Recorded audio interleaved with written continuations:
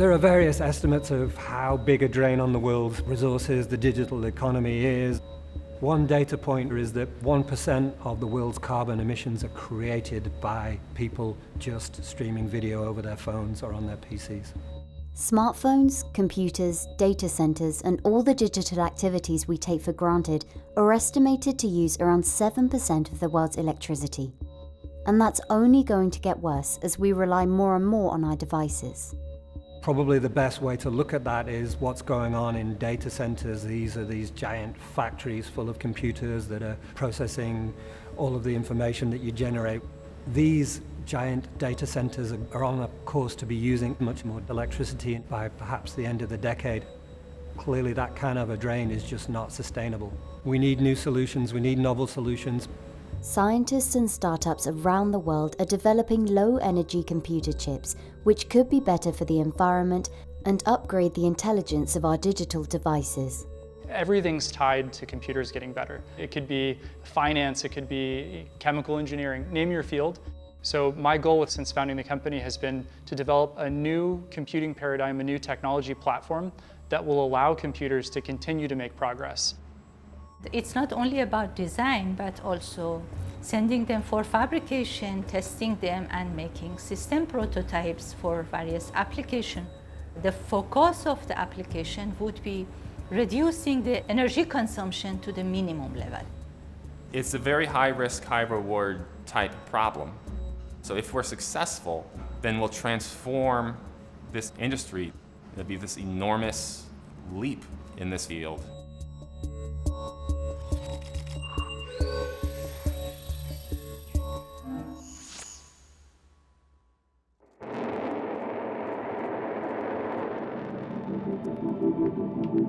From space hardware to toasters, almost everything in modern life depends on silicon-based semiconductors called chips. They're the things that make electronic items smart. At a very fundamental level, semiconductors are made up of what's called transistors, and these are the absolutely microscopic digital switches, the on or offs.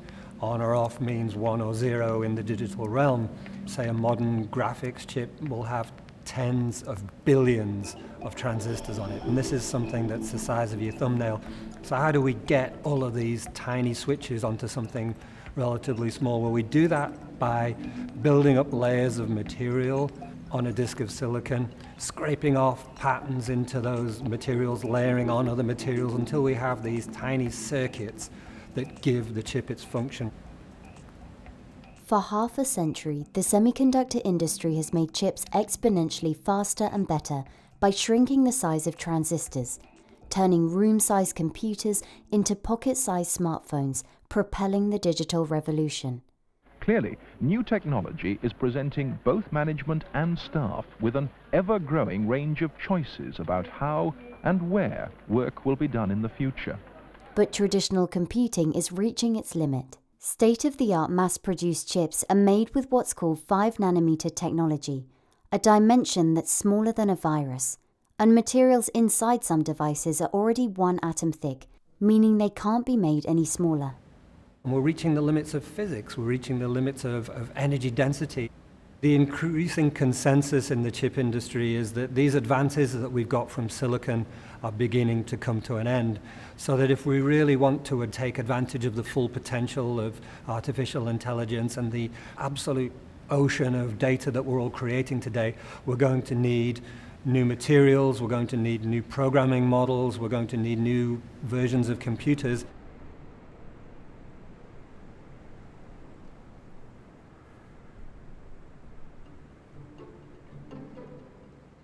My personal first time about learning and discovering what a carbon nanotube was when I was just about finishing up college, undergraduate, and I saw a presentation by the vice president of research of IBM. And immediately I thought it was very special. A carbon nanotube is a material made entirely of carbon atoms. The carbon atoms are arranged in a tube. Imagine taking a sheet of carbon atoms and rolling them into a tube, and then making that tube smaller and smaller and smaller and smaller until the diameter of that tube was just a few atoms. It's extremely small, which is about 100,000 times smaller than the diameter of an eyelash and 100 times smaller than a virus. The really cool thing about nanotubes is they conduct the electricity better than just about any other material that's ever been discovered. Electrons will move along the length of a nanotube faster than they do in silicon. And that means you can get ultimately faster switching between on and off states. You can make faster computer chips. You could turn them on and off with less voltage. And that means they use less electricity, less power than silicon. In theory, nanotubes will be able to do 1,000 times better than silicon. Same computational capabilities, 1,000 times less power.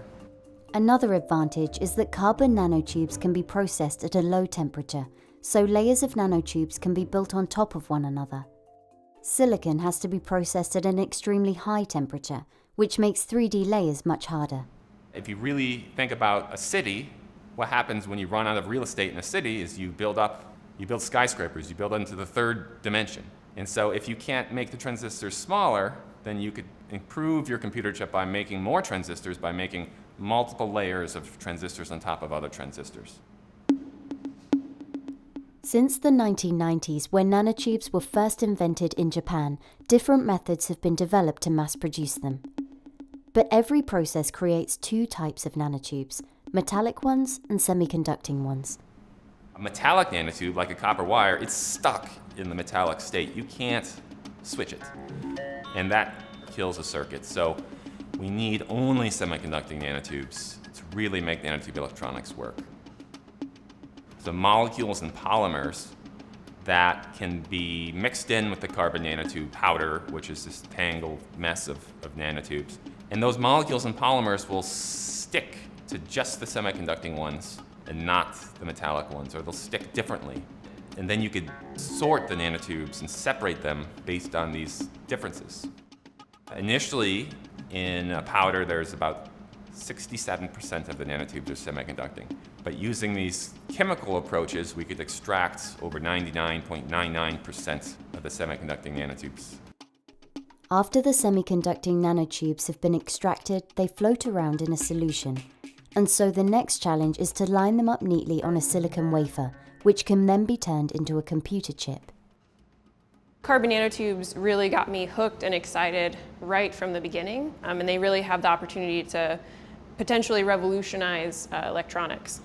This challenge of aligning them in these highly packed, highly aligned arrays has really been frustrating the field of carbon nanotube electronics since their discovery. During my PhD, I was kind of tasked with actually determining, how we can better align carbon nanotubes. We just found, kind of by accident, that when we layer carbon nanotube ink, or inks where carbon nanotubes are dissolved in solutions like organic solvents, if we layer that carbon nanotube ink on water, then instantaneously those carbon nanotubes will collect and confine at that ink-water interface. And that high ordering and induced ordering by themselves really helps to align the carbon nanotubes.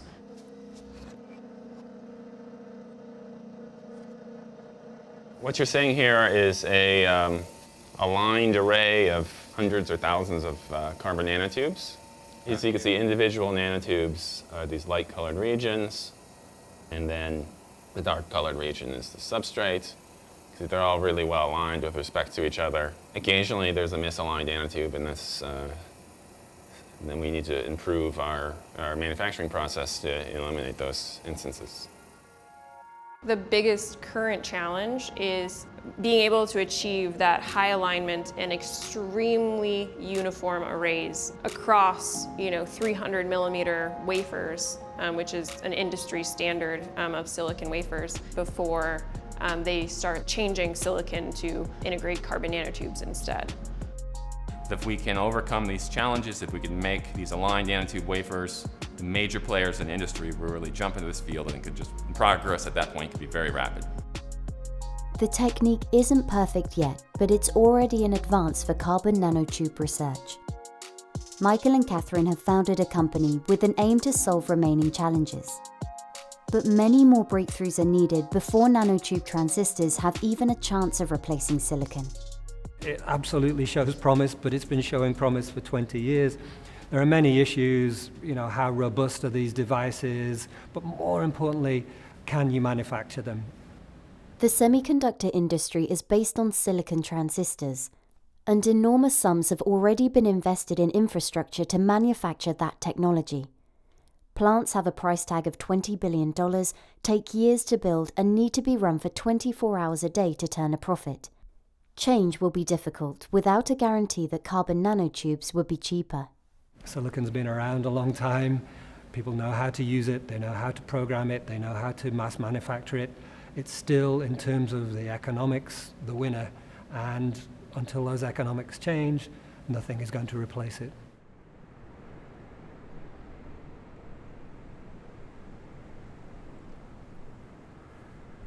I've always been obsessed with computers. I had an opportunity to work in industry at a large semiconductor company for a number of years. And I got to see there some of the fundamental challenges associated with continuing to shrink transistors. And I found that to be not a very exciting future.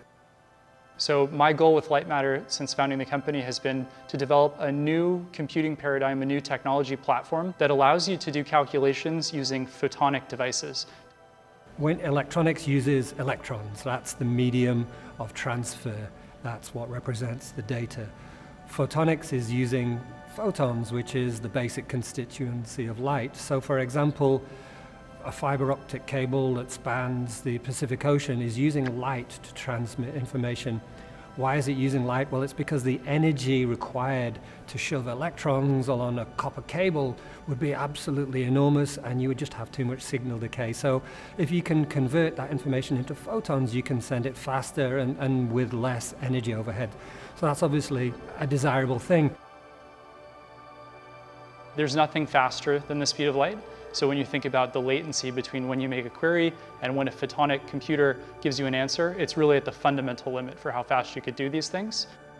Electrical wires, there's a certain amount of time that it takes for them to turn on and off. And every time you do, it takes a lot of energy to do this, to turn this wire off and on. Now, with a photonic computer and photonics in general, you have a type of wire that doesn't take very long at all. Femtoseconds, maybe even attoseconds to turn on. It takes almost no energy other than any light that's lost while the optical signal is propagating through that wire. You have another great property with photonics, which is that you can send multiple data streams through this photonic wire encoded in different colors or wavelengths, all at the same time. So you have massively parallel computation and communication through these nearly perfect wires. The idea of silicon photonics has been around, again, for a long time. The problem comes with changing those electrons-based signals into photons. So the traditional way of doing that is to have all of these other pieces of equipment that are expensive and use lots of energy to do that. Silicon photonics is, well, maybe we can just design a chip that directly deals in both electrons and photons, that we can have, the benefits of both worlds. And that's what we're supposedly on the cusp of doing. Again, it's been promised for a long time, it's going to change the world, or has been about to change the world for a long time, and it hasn't yet. But Light Matter still believes silicon photonics is going to happen, and it's harnessing existing laser technologies used in the telecoms and semiconductor processing industries. Their chips are specifically being made for AI applications like chatbots and self-driving cars. The startup plans to launch their first photonic computer later this year. One of their current products is an interconnect, which enables chips to talk to each other. It could help solve energy consumption issues in data centers and potentially bring down costs. In these huge factories, processors are closely arranged together so they can communicate at high speeds, but this also generates a massive amount of heat. So not only do you have to put the power in to power all of these components, but then you have to use an enormous amount of power to actually cool them down, to stop them literally melting. What this company is trying to do is to come up with interconnects and ways of connecting components that use light rather than electrons over wires. So that means in theory that you could have a processor in one room, memory in another, storage in another, and that would help with the density and the power and the heat. And that's definitely a solution that's being tried by numerous companies, but we're still waiting for that to show, practical everyday results and be widely adopted.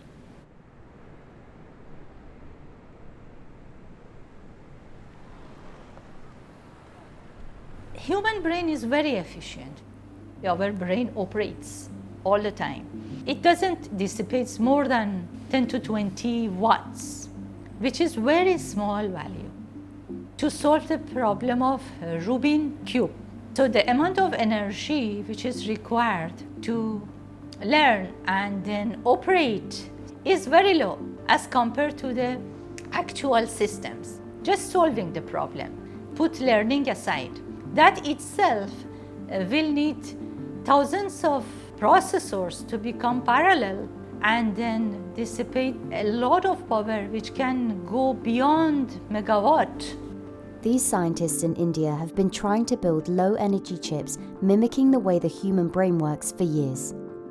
The human brain is packed with neuron cells that communicate with each other through electrical pulses known as spikes. Each neuron releases molecules that act as messengers and control if the electrical pulse is passed along the chain. This transmission happens in the gaps between neurons, which are called synapses. Neurons and synapses, they are fundamentally different from the way computers compute. Computers use transistors, which are binary. They do 0, 1, on, off. The brain sort of does a similar thing, except that it works in analog. It's also partly stochastic. A neuron may spike or may not spike depending upon inherent internal randomness. The brain itself doesn't like to do repetitive things. It likes to do everything with slight variance. This sort of enables creativity, it sort of enables problem solving. And the youngster's creative imagination is not neglected. Once there was a bear that was twice the size of the earth and lived on the sun. The connections are different. So if you look at a computer chip, every transistor roughly talks to about 10 transistors.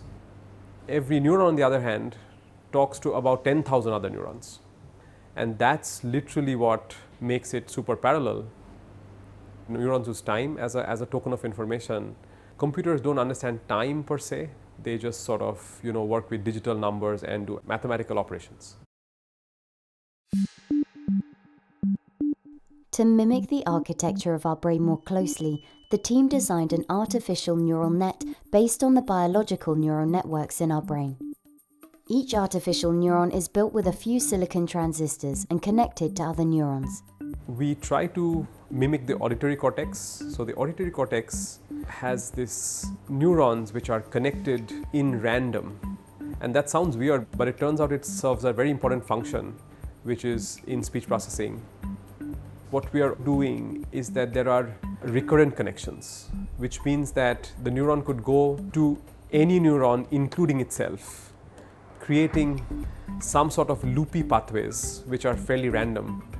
And these loops are part of the architecture. They are called liquid state machine.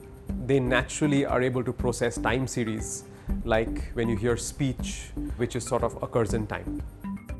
We are doing some analog compute. There is some noise also in the neurons, so there could be some stochasticity. In the traditional or conventional computation platform, everything is digital. Everything is defined based on logic 1 and 0. Analog computers, which are eventually signals which can have any value, would be able to get more complexity, at the same time more functionality in the operation. Here we have our neural network chip, which is on the test board. So what we'll do is we'll speak to the computer, and that will sort of convert the speech into spikes. It's going to get processed in the chip. We run the code. 1.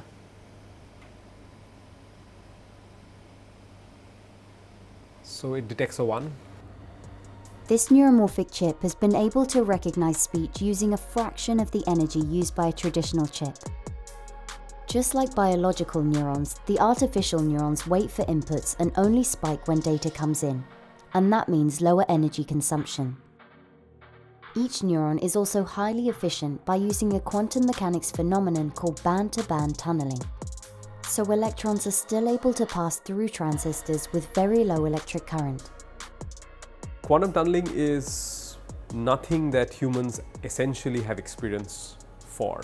If you have a human being that has to cross over a hill, the human being has to walk up the hill, burn energy, and then walk down, which again burns energy. And so there is no way for you to cross this barrier without using up energy. If you make this hill thinner and thinner, narrower and narrower, until it goes to the size scale on the order of, say, a few electron wavelengths, at which point an electron doesn't need to go above the barrier to surmount it. It can, in principle, tunnel through it, which means it will sort of disappear on one side and appear on the other side magically. If you take a transistor, there is the same idea that when it turns on, we have a barrier that we sort of reduce, and when we want to turn it off, we increase the barrier. That's when you expect no current to go through. But that is not true by quantum mechanics. So even through a barrier, when it's narrow enough, electrons can sort of quote-unquote tunnel through it. So far, there are 36 artificial neurons on the chip, and their energy consumption is remarkably close to biological neurons. If we want to approach the number of neurons which are already in human brain, so we need billions of them. And therefore, we need to reduce the energy per spike generated by a single neuron as much as possible.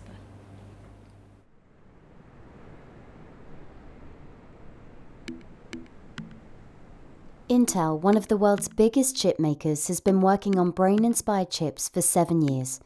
They've released 2 versions of their neuromorphic research chip Loihi. The latest one is only 32 square millimeters in size, but contains up to 1 million neurons.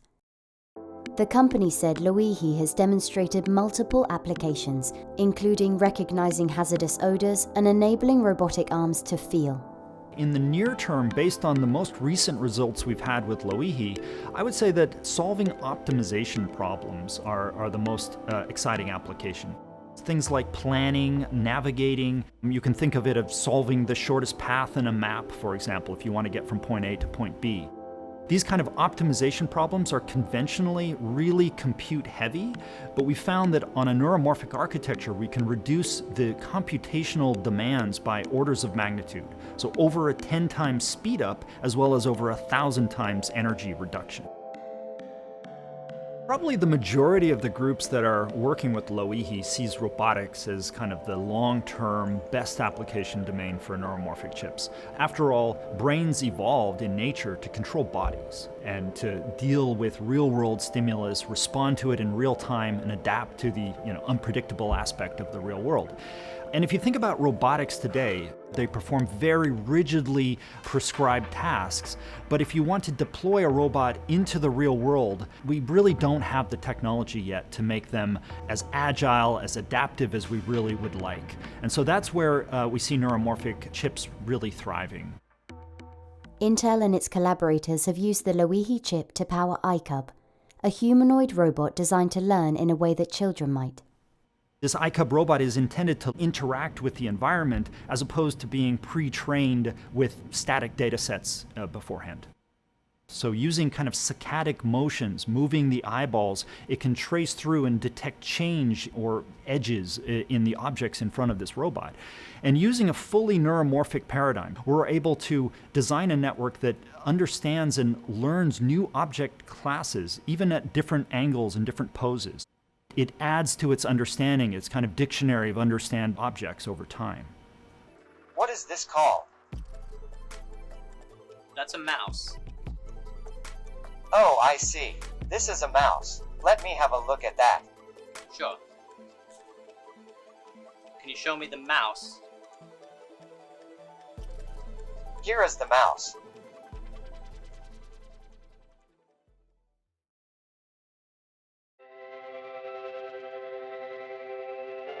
So far, all of this technology is at an early stage.